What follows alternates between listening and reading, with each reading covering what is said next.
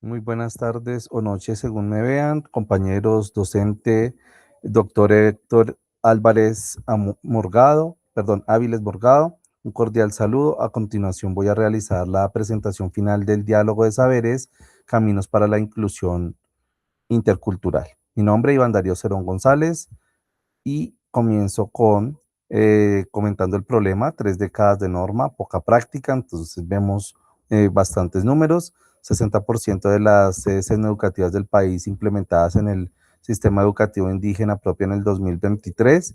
Este dato es de la Universidad Javeriana en el 2024.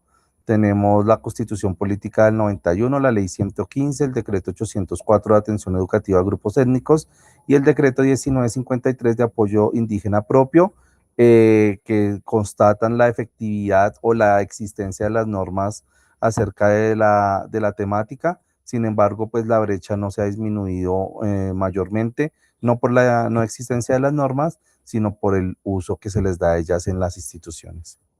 El giro del resguardo al aula urbana. Entonces tenemos unos datos de población: 1.905.617 en el 2016, 115 pueblos indígenas, 19.063 residen en Bogotá, Colombia, dato del IDEP 2024, y 12.671 estudiantes indígenas en colegios oficiales del distrito en enero del 2026. Tenemos también la norma o el auto de la Corte Constitucional que declara a pueblos indígenas en riesgo de exterminio físico y cultural por el conflicto armado y desplazamiento forzado.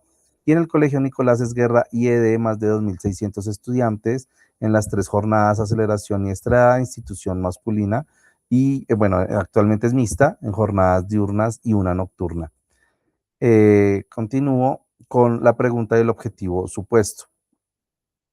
De ahí se desprende una pregunta central: ¿cómo favorecer la inclusión educativa del estudiantado indígena y de origen étnico diverso de secundaria y media en un contexto urbano de diáspora, ¿cierto? Desde la interculturalidad crítica y la lectura interseccional del género, el objetivo general es diseñar y evaluar un dispositivo concreto, el taller Diálogos de Saberes, y el supuesto sostiene que ese dispositivo va a favorecer la inclusión y mejorar las actividades en condiciones y la convivencia. El estado del arte: hay actualmente 4 niveles y pues 4 vacíos: el internacional, el nacional, el local y el institucional. Los vacíos identificados son: la investigación bogotana se concentra en la educación inicial y primaria, ningún estudio local incorpora explícitamente la perspectiva de género, el trabajo con población estudiantil masculina está casi inexplorado, y no hay antecedentes institucionales. Sería el primer abordaje en el colegio. Una teoría declarada y no 3 perspectivas diferentes yuxtapuestas. Entonces aquí tenemos que en el marco teórico se responde a una observación recibida por el docente en la retroalimentación anterior, y es declarar una teoría, no yuxtaponer perspectivas. Por este sentido, adopto la interculturalidad crítica de Catherine Walsh y por ello elijo, una razón derivada del problema. Si la exclusión persistiese, pese al reconocimiento normativo, la explicación está en las relaciones de poder que la norma no modifica. Su fundamento es la crítica de la colonialidad, del poder, del saber y del ser. De ella derivan 3 nociones: el diálogo de saberes, perdón, me perdí, la colonialidad de género y las masculinidades, ¿cierto? De ella, entonces, la última, la corresponsabilidad que tienen entre ellas, pues va a permitir el avance del proyecto. De la teoría a categorías observables. Entonces tenemos que en esta teoría se vuelve observable 8 categorías de análisis, que bajamos a 6. Cada una está vinculada a un objetivo específico y a un módulo del taller. De modo que la coherencia interna del proyecto se puede verificar en la unión y el conjunto de las 6. Estas mismas categorías se organizan después en el análisis de resultados y los criterios de evaluación, y son el primer puente entre la teoría y el trabajo práctico. Entonces, mi taller, ¿cómo está soportado? Son 6 módulos, unas 15 sesiones aproximadamente, que pueden alargarse a 18. En el primero tenemos 2 sesiones de identidad, diversidad y encuentro. En el segundo tenemos saberes de origen y conocimiento escolar, 3 sesiones. En el tercero tenemos lengua de origen y bilingüismo. En el tercero tenemos género, interseccionalidad y vida digna. En el segundo tenemos racismo, discriminación y derechos humanos. Y en el sexto taller tenemos ciudadanía intercultural y proyecto de vida. 2 sesiones. Evaluación del taller, 2 dimensiones, 3 momentos. Una evaluación diagnóstica, una formativa y una sumativa. En la dimensión cualitativa está una rúbrica analítica de 4 criterios por 3 niveles. Diario estudiantado, tenemos un portafolio de evidencias, tenemos un diario de campo del docente y tenemos un grupo focal de cierre, una codificación por las categorías teóricas. Y en la dimensión cualitativa tenemos una lista de cotejo X de ítems, fidelidad e implementación, una escala tipo Likert de 20 ítems, aplicada antes y después, 4 subescalas, identidad, saberes, racismo y corresponsabilidad, y terminamos con conversión de la rúbrica a puntaje sobre 12 puntos y 8 indicadores de fórmulas y metas. Indicadores con fórmulas y metas. Sobre estos insumos calculo 8 indicadores con su fórmula y meta: participación sostenida por encima de 85%, nivel de logro en la rúbrica de 65% y variaciones de al menos 15% en reconocimiento identitario y corresponsabilidad de género. Y una advertencia muy importante aquí: medir puede reproducir la lógica evaluativa de la interculturalidad crítica, que es la que se cuestiona. Por eso los ítems se validan con el estudiantado y ningún indicador se utiliza con fines sancionatorios.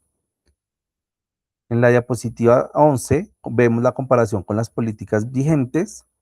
Entonces tenemos una matriz donde está la política o acción, como en educación y CEIP, aulas diferenciales y dinamizadoras, educación intercultural bilingüe, currículo plurinacional y el país donde se aplican o la ciudad.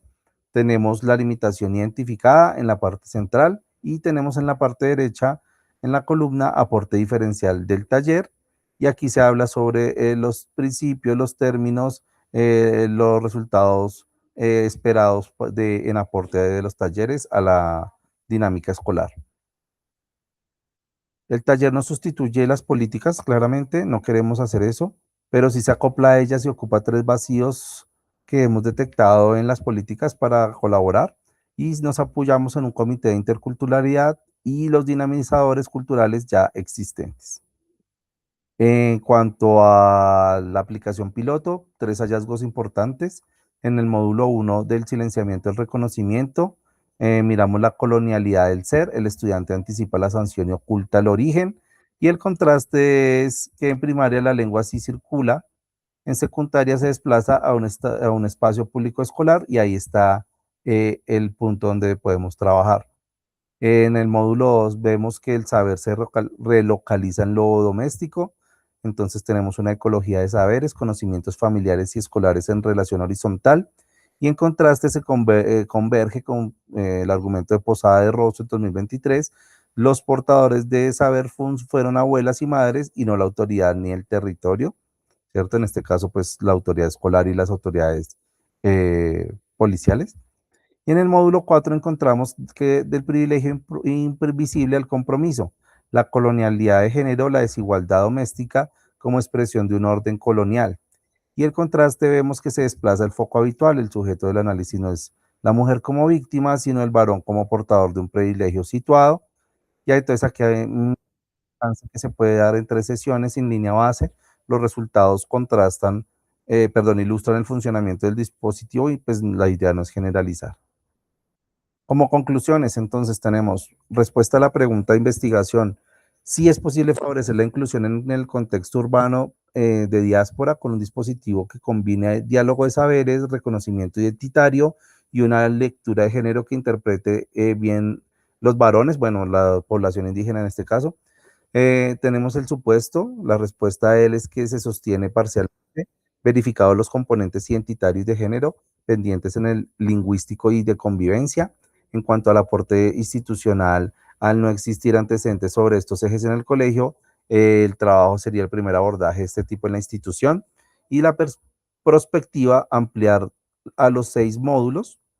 incorporar la línea base y el seguimiento longitudinal y solicitar la caracterización CIMAT a la rectoría y dialogar con los cabildos urbanos, ¿cierto? Aquí una referente importante es una utopía necesaria por la que vale la pena trabajar y asumir la paradoja del diálogo intercultural de Pesce en 2019 para volverla más realista. Me excuso si hablé muy rápido, profesor y compañeros, hasta aquí mi presentación. Les agradezco mucho su tiempo y su disposición. Un cordial saludo.